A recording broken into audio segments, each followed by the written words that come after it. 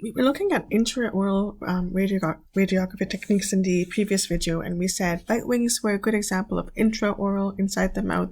We said paralleling is a good one, and we also said bisecting is another intraoral radiographic technique. Another intraoral radiographic technique is this one, which is an occlusal radiograph that's just looking at the occlusal aspect. And this is when you want to see the entire arc, and we do this radiograph along with other bite wings or PAs as well. So we don't just do an occlusal radiograph and not take the other radiographs if if we're checking for caries or anything like that. Why do we do occlusal radiographs? Well, there's many reasons. One of the reasons is, maybe there is a salivary stone somewhere and we want to check that out. Maybe we think that there's a supernumerary teeth or an extra tooth somewhere and we want to check that out. Maybe there's some injury in the bone and we want to check that out. Maybe there's some unexplained swelling or growth abnormality and we want to check that out. So there could be stuff stuck in, like a foreign object could have been stuck in, and we want to check that out. So sometimes an occlusal radiograph may be necessary. So let's look at a question. Which would be an appropriate reason to expose an occlusal image? Mucocele, salivary stones, advanced bone loss, or TMJ disorders? It would be B, salivary stone. So a stone would definitely show up. A salivary stone is, you could show up here in the occlusal radiograph. A mucocele is like a soft tissue lesion. And so soft tissue, you won't even see it on the radiograph. A stone you would see on the radiograph because it's hard. Advanced bone loss, you want a vertical bite wing for that. You don't want, or you could even actually look at advanced bone loss. Actually, the best ways for PA, you could look at a periapical imaging so that you can see the bone loss. TMJ, we can't see the TMJ anywhere here, right? We can't see the temporomandibular joint anywhere here. So that's not a great option. Best answer is B, salivary stone. Number 18. So another type of radiograph we take that is extraoral, that takes outside of the mouth, is a panoramic image. So which is a suitable use of using a panoramic image?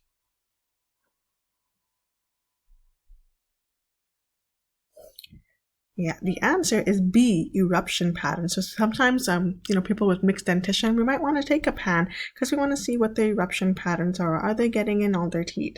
Occlusal caries, we won't be able to diagnose properly with pan. Periapical pathology is better with PAs, not necessarily with pan. Periodontal bone loss, again, we could use vertical bite wings or PAs, paralleling technique or bisecting technique to get PAs for bone loss, not a pan. So pan is only good for eruption patterns. So a panoramic x-ray looks like this. A radiograph for pan looks like this. It gives you an overall picture of not only the maxilla but also the mandible and its surrounding intraoral structures. And this is good because if you ever want to see impacted 8, this is really good. If you want to check for eruption patterns, this is really good. If there's any trauma somewhere, we might want to take a pan. Or if there's any very large lesions somewhere, it would show up in a pan. So many good reasons for pan, but remember, pan is not a standalone. You also need to take or supplement it with other intraoral images. When someone takes a pan, it's important that they are biting on the bite block. Their Frankfurt plane, which is so Frankfurt plane, I'm going to show you a picture of it later, is from the tragus of the ear. Oops. This over here would be the Frankfurt plane, and it has to be parallel to the floor. So imagine the floor, being down here. This line and this line are parallel to each other, which is what we want. So we want the tragus of the ear or the Frankfurt plane to be parallel with the floor. We want their spine straight. So sometimes what we do is we get them to bring their feet forward so that the spine stays straight.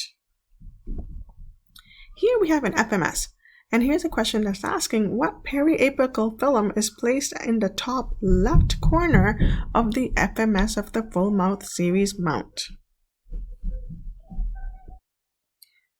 So top left corner of the FMS is your maxillary right molar, right? This is the right side, this is the left side, but it's the mirror image. We got to think of it as a mirror image. So when we're looking at the top left corner of the FMS, is actually the mirror image, it's actually the right side. So it is the maxillary right molar.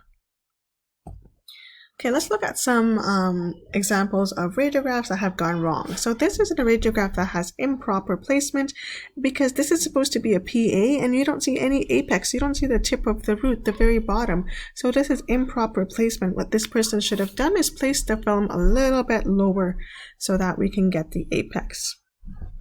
What do you see wrong over here? So this is foreshortening. So when your teeth root looks short, this is foreshortening. So how would you correct this? If this was foreshortening, what can you do to correct it? This is due to improper. So when you have foreshortening or when you have elongation, which is when your teeth look really tall, or foreshortening, is because of your vertical angulation. So it's because, if I were to bring this bigger so we can see better, it's because of your vertical angulation, it was off. So imagine, so this is foreshortening. Okay, imagine you're on an airplane. Okay, so you're on an airplane, this is your airplane, and you're looking at it from way above. Everything looks short to you, right? So what would you need to do if you're in an airplane and everything looks really short, all the buildings look really short, what can you do to fix that? Well, you could bring the airplane more down, right? You can bring the airplane more down, or you can decrease the angulation. So instead of the angulation being up high, you could decrease it, bring the number lower. This is like 60, this is 30, so right over here is, I don't know, like 45. Bring it lower over here so that you can get it won't look too short to you. So when you have foreshortening, what you need to do is you need to decrease the angulation. You need to bring that airplane lower so you can see better, so it doesn't look too short for you. And when you have elongation like this, again, this is because of improper vertical angulation. You could be like all the way here. You could be like an ant, for example, and you're looking above at a building and it looks so tall. So what can you do as an ant? Well, you could fly up a little bit so that it won't look so tall. So here, when you have elongation, what you want to do with your PID is you want to increase the angulation. You want to bring the PID up a little bit so that you can see it a lot better. Okay, so when elongation happens, the teeth look long, the X-ray tube is under. So what happens is the angulation should be increased, bring up the angulation. If you have foreshortening, what's happening is the X-ray tube is too up high. That's why the teeth look short. So you want to decrease or bring the PID or the X-ray tube a little bit lower. The overlap contact area between these two teeth is the result of what? What do you think is causing this overlap contact? Yeah, it is horizontal angulation. So horizontal angulation causes overlap. Vertical angulation causes foreshortening and elongation, but horizontal angulation causes this overlap. Improper receptor placement receptor placement would be like a cone cut, or would cut off the apices, which we do not see here. Not related.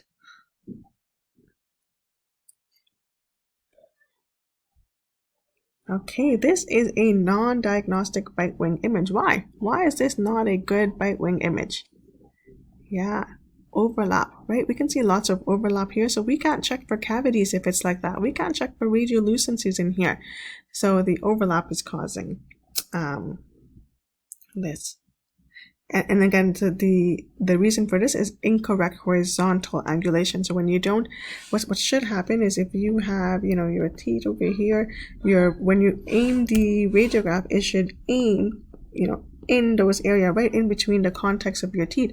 But if it goes like this way, then you're going to get overlap. It's not aiming correctly. So you really need to aim the x-rays right in between the teeth. The rays should go right in between the teeth. You don't want it to go off, because then you can get overlaps. This is a cone cut, right? So a cone cut is happening when you don't have, when you're not placing the PID correctly in that aimed area, in the area you need to be aiming at. The patient states that movement occurred during X-ray exposure. Which error will result on the image? So sometimes patients move, even though we tell them not to.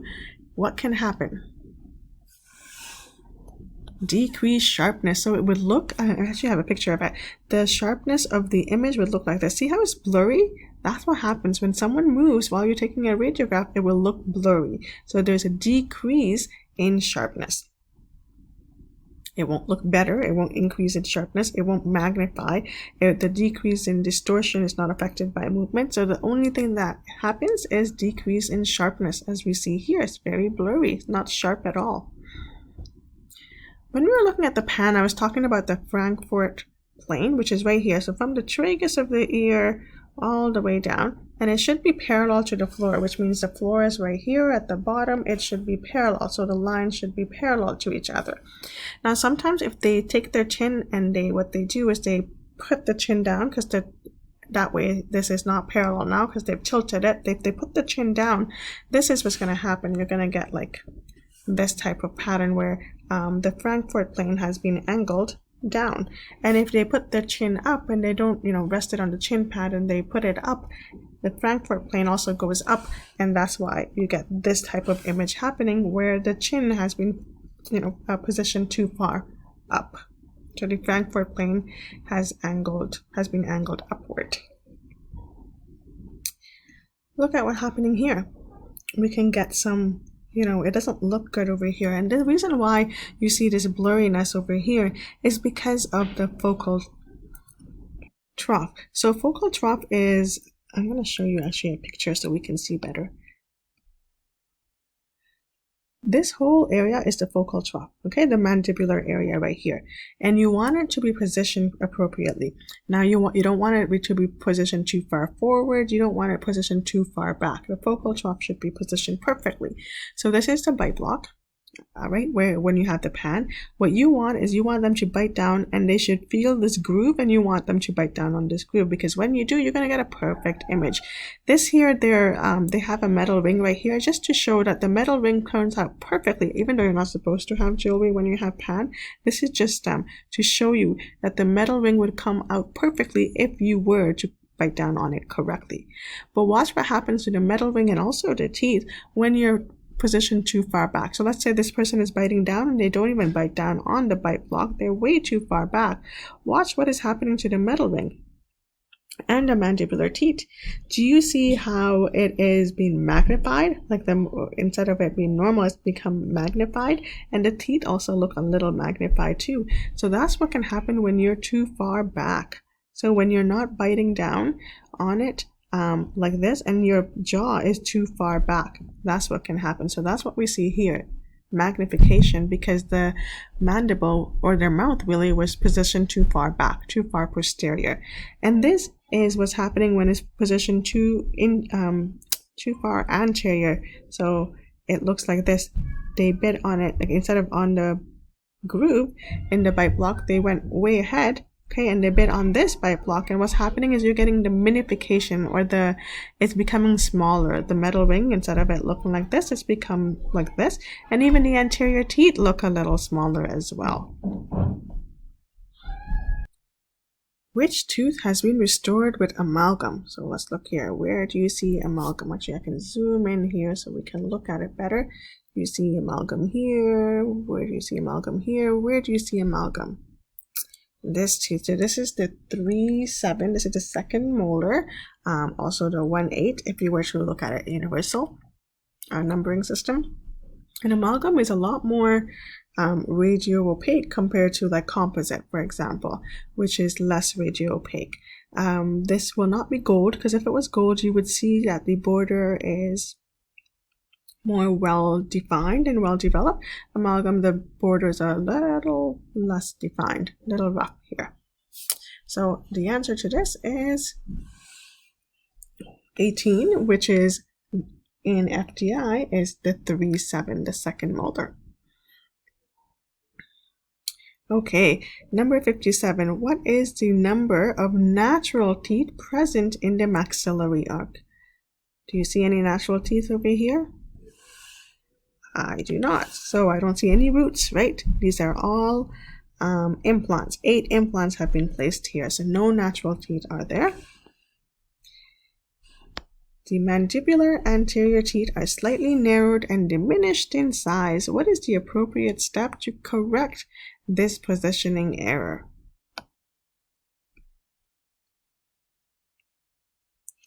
So see how it is diminished and slightly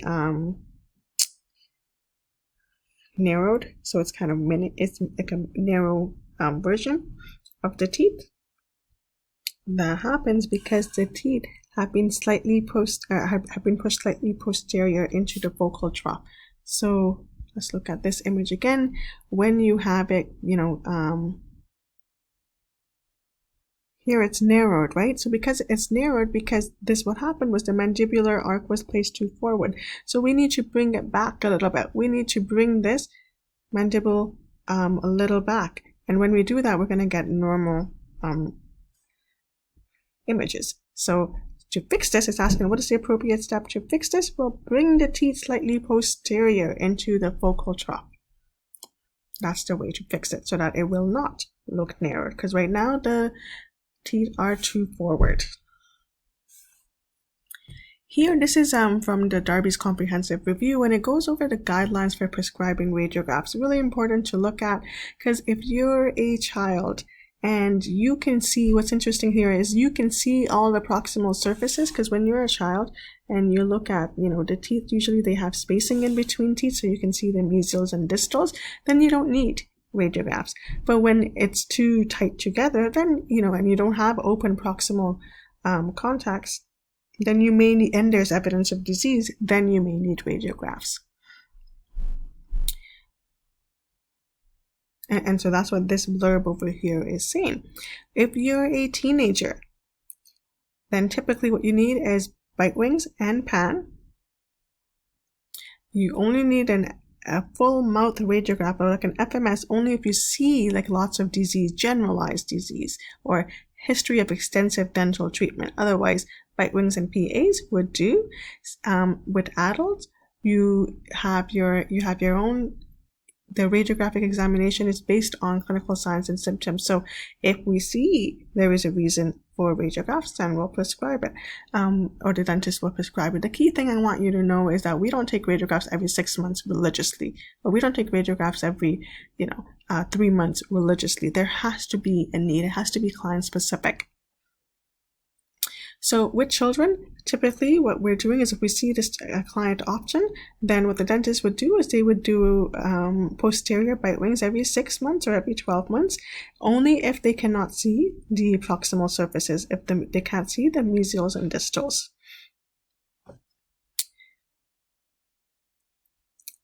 When we're looking at someone who has periodontal disease, we use clinical judgment. So the dentist would use clinical judgment to decide whether we want to do bite wings, PAs, or just take PAs on just areas where there is periodontal disease clinically. So the dentist would decide. And again, that's what I'm trying to get at, is client specific. Clinical judgment would need to be made. We don't treat all clients the same, where we give them all the same radiographs. No, it's all dependent. It's all client specific. Dependent on their caries risk, is dependent on their periodontal disease status. This is a way to see what is radiolucent and what is radioopaque. So if we look at enamel, enamel is white, therefore radioopaque. Dentin also kind of looks white, therefore radioopaque. Cementum is right here. And I want to show you this other image that I have over here, where it tells you that cementum doesn't show up as radioopaque or radiolucent, but pulp does. Pulp shows up as radiolucent. So if we look over here, this is the pulp, number 4, that is radiolucent by periodontal ligament. So you can see the periodontal ligament right here. And sometimes when there's mobility, you can get a widened periodontal ligament area. And so that appears radiolucent. And that is not mentioned here. But this is a PDL space. Okay, what they're referring to is the periodontal ligament space. Lamina dura, that's the bone right here, the outline of the bone, that is radioopaque. Alveolar crest is radioopaque, the crest of the bone. Here I want you to just be familiar with all of these different anatomy. And what I want you to know is that anytime you have a fossa, an orbit, a canal, or a sinus, those are all radiolucent because those are all like holes, if you will. So if you look at this, this is like a hole. Okay, this is like this is the mental foramen. Foramen is an opening, so it's a hole. If you think of trying to think here what to look at, number 16. If you look at a maxillary sinus, a sinus is a space, an air sac, a space, so therefore it would be radiolucent. If you look at, it's very hard to find that canal, but the mandibular canal, it would look radiolucent because canal is a hole. So anything that's a hole, an opening would look, a space would look radiolucent. But anything that is a projection, for example, like a process is a projection, a condyle is a projection, a tuberosity could be, is a projection, that would look more radio opaque. So which term describes a radio opaque landmark, a white landmark? Yeah, it's a process. So think of, I'll give you an example here. Actually, when we look at the image, if we look at let's see here, I can look at the coronoid process. So the coronoid process, this is the condyle right here, and the coronoid process would be sticking out somewhere around here. So it is radio opaque. Okay, coronoid process. So the condyle is on one end and the coronoid process is on the other end. So if you look at it, you remember what the mandibular jaw kind of looks like. This would be the condyle, this would be the coronoid process. So it's a projection of bone that is sticking out. And when you have a projection of something sticking out, it is radio opaque.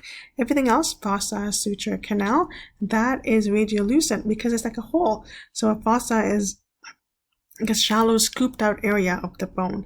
A suture is where two bones meet. It's like a line of union between two adjacent or adjoining bones. And a canal, again, radiolucent, is like a tube-like passageway. So there's no actual bone here. It's just a scooped out area, or just a line between two bones, or just a tube, right, passageway through the bone. So process is something sticking out. This is a good table where it tells you, what composite could look radio-opaque or radiolucent, and I'm going to show you that. Typically it's radio-opaque, but the old composites were looking radiolucent, and I'll show you a picture. Implants are radio-opaque. Let's see, what else? Amalgam and gold are radio-opaque. So let's look at some pictures. Look at this right here. Do you think these are caries, or do you think these are composites? This is actually composite because it's boxed out. Okay, so when you see it boxed out like that, and it's well defined, the border, it is composite. If it was not well defined, then it would be a caries. So because it's well defined, it is composite. So these are composites.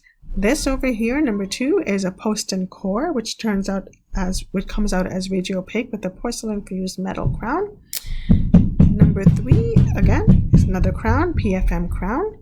This is a composite. So this is the newer composite. You can see it's more radio-opaque. The older ones typically look radiolucent. Now they have filler particles in there, which make it more radio-opaque.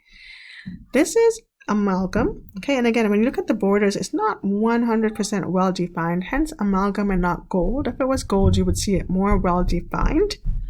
And these are crowns, and they have endodontic material. These are PFM, porcelain fused to metal crowns.